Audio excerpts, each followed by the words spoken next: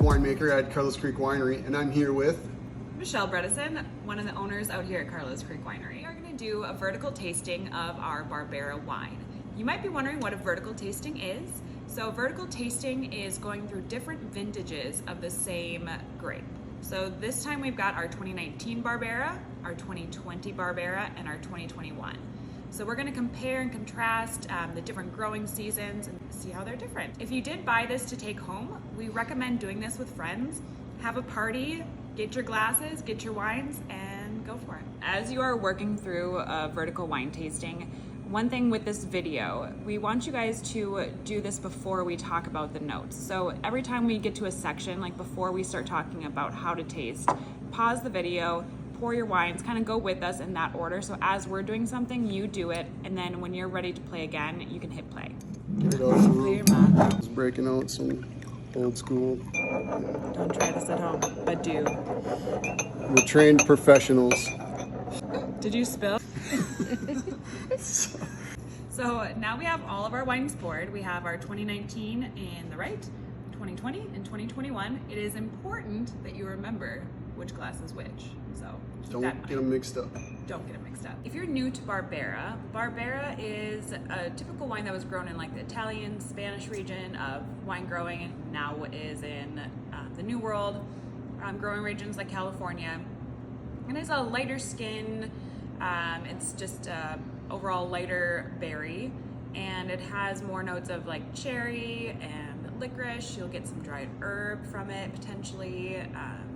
A little green pepper or black pepper, you might get some of those notes as well. So if you're wondering what a typical Barbera tastes like, that's kind of the notes that we'd be looking at getting, and maybe some blackberry mixed in there too. First step in a tasting is we're gonna first evaluate the color. So when you have 3 different wines, we're gonna look at the colors, and then Russ will kind of explain what the differences are that we're seeing. These is a little darker than the other, and that kind of speaks a lot for the type of growing season that it has, because most of a wine's quality, flavor, and structure is determined on the growing season. As winemakers, we can only really manipulate 10 to 20% of that. And so what we're looking at here is basically what happened throughout the growing season that these came in. We also call that the vintage. That's why they put vintage numbers and vintage dates on the bottles, so you can tell, you know, where it has an indication as to what the growing season was like for those years. So yeah, I see is it the 2021 then, that's the darkest? Yes, 2021 is the darkest. And looking back at the growing seasons and the tasting notes from California, the notes from the growing seasons out in California, and these are from Lodi, so more Lodi specific. 2021, they're putting in the history books as what's going to be a great vintage. We had high heat all throughout the whole growing season, but then it started to cool off at the end of September, which allowed the flavors and tannins to ripen without accumulating too much sugar. So having lots of heat and sunshine on the grapes all throughout the growing season stressed the vines, and they produced smaller berries, which then concentrates the skin to juice ratio in the tanks. So when the wines are fermenting, that fermentation extracts the color from the grapes. And so since you have more berries to skin in this year, you extract more color. And so that's why we end up with a deeper, richer color in this 21 vintage compared to the other two. So the other thing I noticed is that the 2019 seems to be a little bit more brick red than the others. So typically when you get more of a browning on the coloration of a wine, that means that it's going to be older. So obviously with 2019 being our oldest vintage, that would make the most sense. That one has more of that brick red color. Speaking of the 2019, that was a cooler than average year, pretty much all throughout California, not even just Lodi. And what that does is it creates not just a longer growing season, obviously, but it gives us a bigger window to select the most optimum harvest date for that grapes. So as the grapes are ripening, we're watching the sugars, we're watching the acidity, the chemistry, and we're watching the flavors and tannins.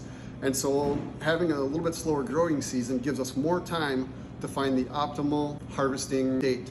And so with that, it's easier to create more balance, because the sooner we can predict the balance of the wine, the more balanced, the more flavorful, the more smooth we can make the wine without any manipulation. And that's kind of always one of our end goals. The less we can do to a wine, the better off usually a wine becomes. And so this 2019 turned out to be particularly smooth, it was well balanced, and it was easy to work with. The next step in the tasting, so after we've looked at the color, now we're gonna go through and smell all of them individually. You start with the youngest? I start with the oldest. Well, There's no right or wrong, Bruce. there isn't. Yes. There's no right or wrong. You start where you want. Big difference in aromas. Huge difference. Unless you start in the middle. Don't do that. Wow, huge difference. Isn't it? Oh my gosh. And a lot of that speaks for the harvest date. Pinpointing the harvest date is probably one of the most critical points in the wine's life. Once the wines are picked, you can't really add flavor. Only the sunshine, the soil, the weather can add the flavor to the wine. And so like in this 2020 vintage, it smells more, you get like more bell pepper, Yeah, I was noticing that, like a little more green. a little more green, yep. But then when you compare the 2019 to the 2021, the 2019 definitely smells more oaky, more just older, more older? No, because this one, then the 2021 definitely Has more- smells brighter, more like Fresher fruit, yep. Yeah, so definitely an indication of age. When red wine has more bright, fresh fruit notes to it, definitely means a younger wine. Yeah, the 2020, Not drinking yet. I almost drank. I don't care. That's We most start of my drinking. job is drinking wine. The only way to know if a wine is changing or getting better, or if what we're doing to the wine is making it better or worse, is to taste it. So I we start taste everything tasting? all the time. I already did. Oh, I'm behind then. I didn't realize. 2020 wine, I find to be the most interesting out of the three, especially the aroma. So that year was, it started off to a slow start. It was kind of cooler in the early parts of the summer, but then in mid-August they got hit with a huge heat wave all the way through kind of the whole harvest. But the heat wave in early August sparked wildfires, and so over Lodi they weren't hit with smoke, but there was enough smoke in the air that it clouded the sun, which ended up slowing down the ripening process. And so even though sugars were accumulating that a lot faster, they needed that smoke to kind of help cloud the sun to slow down some of that ripening process, so to allow for some of the tannins and the flavors to catch up. And so we ended up with a very different kind of aromatic flavor profile. Not very different, still tastes like Barbera, but it's so interesting at just how an event like that can change the flavor and the aroma of the wine. So when I'm noticing, when I taste, the 2019 seems the lightest. The 2020 to me tastes the most like oak and kind of smoothness, roundness, warmth almost to it. Whereas the 2021 probably the most flavorful, like bold. Definitely more bold. Yeah. Why would the 2019 taste the lightest? Is there a reason why that would be tasting the lightest to me? Well, having that cooler season, you don't get as much color, you don't get as much tannin, you don't get as much structure packed into the grapes. And so having a little bit cooler season, kind of tones down the structure of the wine, so it creates a more lighter style. Barbera itself is typically a light to medium bodied wine anyway, so just the nature of the grape, it's not going to be a big, bold red wine. It'll never be one of those wines. It's just, it's what Barbera is. So couple that with a little bit cooler growing season, you don't get as much impact in the wine as you would, like, especially in the 2021 that had lots of heat, lots of stress, but the vine is packing all of its energy, all of its intensity into the berries of the grapes, which is its survival mechanism. So you end up with more energy put into like the 2021 versus the 2019, where they're just kind of a slow average season. Where To me, the coolest thing about this, trying the vintages all side by side, is to see how different like a growing season really makes it. To me, like the difference, like you still get the same notes and the same flavor profiles, but they're just expressed so differently in weight and overall just complexity? Yep, structure seems to be the biggest difference. Like the 2021. Were there any other differences in like barrel aging or? With this 2019 vintage, as part of the 10 to 20% that us winemakers can manipulate, we put this wine into mostly older neutral barrels. When you say 2019 neutral barrels, I want to make sure that everyone knows what neutral barrels are. So neutral barrels is when the barrel's been used so much that it no longer gives flavor to the wine, but it's used more as a micro-oxidation vessel. This was our first year ever making a Barbera wine, and so kind of wanted to see, well, what does it taste like? What does Barbera taste like?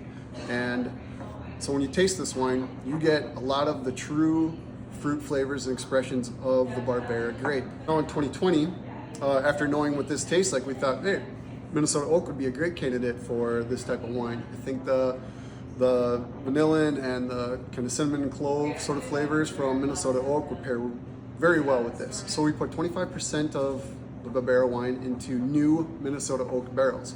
And when you taste this one, you can get a little bit on the nose, but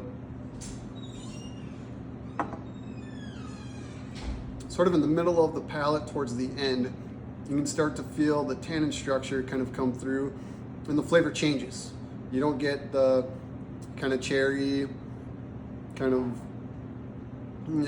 dark cherry, bright cherry kind of flavors from the Barbera. Kind of turns into more of like a deeper, richer, kind of vanilla, kind of toasty flavor. So that's the expression of the Minnesota oak. So you're comparing this one, take a quick sip of this, of the 2019, then go to the 2020, and you can say, oh yeah, when you look to the middle of your palate towards the end, that flavor difference that you're tasting, that's the expression of the Minnesota oak. And so when we make our wines, we're always striving for balance. We don't want too much oak flavor where when you taste it, the initial taste is Minnesota oak, and then right after you swallow, you still taste Minnesota oak. That's over oaked. We don't want to do that. We want a good combination of both. And so 25% generally seems to be a good percentage, and so that's what we started with, and we liked it. So we did the same thing for the 2021. Now with this one vintage being younger, you get a little more fruit expression from the Barbera, but you still get that Minnesota oak influence in the mid to end of the palate. Barbera is it's known for a little higher acidity. And thinking back to the notes when we were making these, the acidity was always about 1 point higher than all the other California grapes, the Cabs, the Merlots, Malbecs. It's just a little bit higher. It's not enough to where you can taste it, but if you had like a Cab or a Merlot and you did a side-by-side comparison, you could say, oh yeah, you can feel a little bit more of a mouth-watering effect in your mouth, which makes Barbera an ideal wine for food pairing. Yeah, so when you're pairing food with wine in general, you want to use wines that have a little bit higher acid. So if you're looking to pair with a red, doing something more like a Barbera or like a Marquette has a higher acid, which is a Minnesota grape. Pinot Noirs, things like that. They're a little bit more acidic than like your Cabs and Merlots. Those are going to be not as good for food pairing as some of these other brighter acidic ones. Right. Makes for more refreshing, easy drinking wine. So thank you all for coming on this Barbera journey with us. Hope you enjoyed and hope you learned something new about our friend Barbera. enjoy.